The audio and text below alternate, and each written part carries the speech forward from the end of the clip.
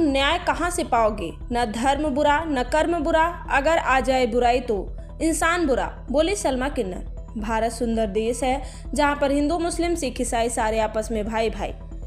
वाराणसी में किन्नर समाज की राष्ट्रीय अध्यक्ष सलमा किन्नर ने चेतगंज स्थित एक रेस्टोरेंट में पत्रकार वार्ता के दौरान मीडिया को बताया कि वर्तमान समय में जो राम मंदिर और मस्जिद के नाम पर राजनीतिक पार्टी वोट बैंक के लिए गंदा खेल खेल रही हैं, उससे समाज में कहीं न कहीं हिंसा फैल रही है, जिसका नतीजा यह है कि एक धर्म दूसरे धर्म की न सिर्फ तौहीन कर रहा है, माहौल मजाक भी उड़ा रहा है। बताते चले कि अपितु एक दूसरे को नीचे गिराने में लगा हुआ है, एक दूसरे की कमियों को न सिर्फ गिना रहा है बल्कि एक दूसरे की पर छीटाकसी भी कर रहा है। लेकिन राजनीतिक पार्टियां भूल रही हैं कि वह अपने इस खेल को कारण समाज से हिंसा और कट्टरता को बढ़ावा दे रही है, जिसके कारण आपसी प्रेम भाईचारा पर प्रश्न चिन्ह लगा है और हिंदू मुस्लिम सिख ईसाई हम सब भाई भाई का नारा बेमानी साबित हो रहा है, जो कि बंधुता के लिए एक बहुत ही खतरा उत्पन्न कर रही है। भारत में लोकतंत्र जिसमें जनता के लिए जनता के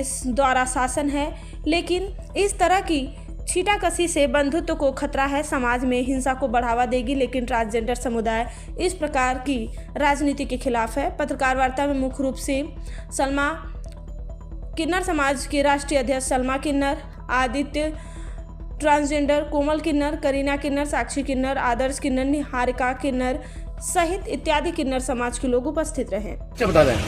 आई एम सलमा, ट्रांसजेंडर समुदाय के अध्यक्ष। सलमा जी, आज प्रेस वार्ता क्यों किया? आज हम लोगों ने इसलिए प्रेस वार्ता किया है कि लगातार सदन से, सरकार की तरफ से, विपक्ष की तरफ से, गुरु धर्म की तरफ से, हर लोग की तरफ से जो भड़काऊ भाषण, भड़काऊ नारे आ रहे हैं, इस देश को तोड़ने का लोग काम कर रहे हैं, देश को जोड़ने का काम नहीं कर रहे हैं, आपस में टकरा रहे हैं। तो न्याय कहाँ से पाएंगे? तो न्याय पाना है तो आपस में नहीं टकराना है। इस कानून के ऊपर, सुप्रीम कोर्ट के ऊपर आस्था रखते हुए, संविधान के ऊपर आस्था रखते हुए अपने फैसले को स्वीकार करना चाहिए। और इस फैसले को स्वीकार इसलिए करना चाहिए कि ये देश लोकतंत्र से चलता है, किसी भी धर्म को उल्लेख से इस देश नहीं चलता है। ये स्वतंत्र भारत है, स्वतंत्र भारत में सबको आजादी अपने बात रखने की, मगर आजादी के साथ साथ लोग इस तरीके के भड़काऊ भाषण दे रहे हैं कि कभी हिंदू को गलत बोला जा रहा है, कभी मुस्लिम को गलत बोला जा रहा है, कभी सिख को गलत बोला, कभी ईसाई को गलत बोला जा रहा है। तो इससे हमारा देश नहीं चलने वाला, इससे हमारे में एकता कभी नहीं हो सकती। और हम यही चाहते हैं कि देश में अमलो चैन रहे। इस भारत को आगे बढ़ाना है तो सब में एकता करनी पड़ेगी। कितनी ज्यादा छात्र छात्राओं पे इफेक्ट पड़ रहा है जातिवाद मुद्दे से। किन्नर समाज आगे आया है, क्या मांग करता है किन्नर समाज? देखिए, हम ना ही नेता से मांग करना चाहते हैं, नहीं जनता से क्या शांति व्यवस्था रखे।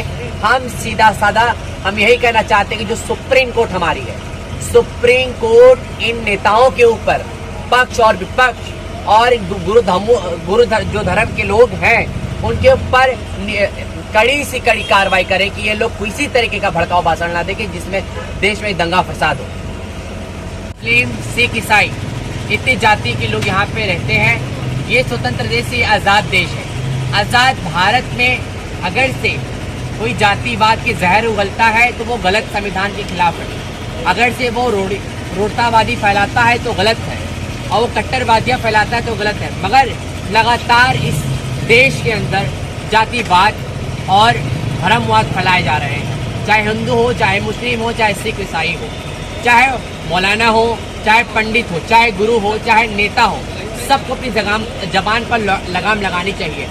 ये लोग कानून के ऊपर आस्था नहीं रखते, संविधान के ऊपर आस्था नहीं रखते, मगर इस तरीके से भड़काऊ भाषण दे के पूरे देश को ये लोग डिस्टर्ब कर रखे हैं। उस डिस्टर्ब के कारण इस देश की जो स्कूल के छात्र छात्राएं हैं, जो छोटे छोटे बच्चे हैं, उन पर इफेक्ट पड़ रही है, रोजगार पर इफेक्ट पड़ रहा है, देश पर इफेक्ट पड़ रहा है। जब सुप्रीम कोर्ट ने कह दिया है कि फैसला हमें सुनाना है, फैसला हमें देना है, तो क्यों इस तरीके की सदन से भड़काऊ भाषण क्यों आ रहे हैं?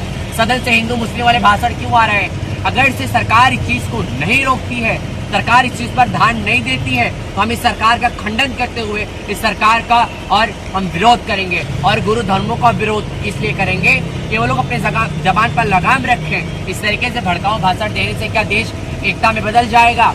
क्या देश आगे बढ़ेगा? क्या भारत आगे बढ़ पाएगा? इस तरीके से भड़काऊ भाषण देने से हम चाहते हैं इस देश में शांति चाहते हैं, व्यवस्था चाहते हैं, इस देश को आगे देखना चाहते हैं, इस देश का विकास देखना चाहते हैं, इस देश के जो छोटे छोटे नन्हे बच्चे छात्राएं जो अपने जीवन की शुरुआत कर रहे हैं, हमको ये बताना चाहते हैं कि हमारा देश आपस में बंटने वाला नहीं है, टूटने वाला नहीं है, मगर जो ऐसे नेता है जो सदन में बैठ के जहर उगलते हैं हमेशा और लोगों को यही कहते हैं कि मस्जिद मंदिर का भाषण दे के हमेशा लोगों को भड़काऊ भाषण दे के लोगों को परेशान कर रहे हैं। तो ऐसा अगर होता है तो हम सरकार के खिलाफ, इन नेताओं के खिलाफ और इन गुरुओं के खिलाफ हम उतरेंगे।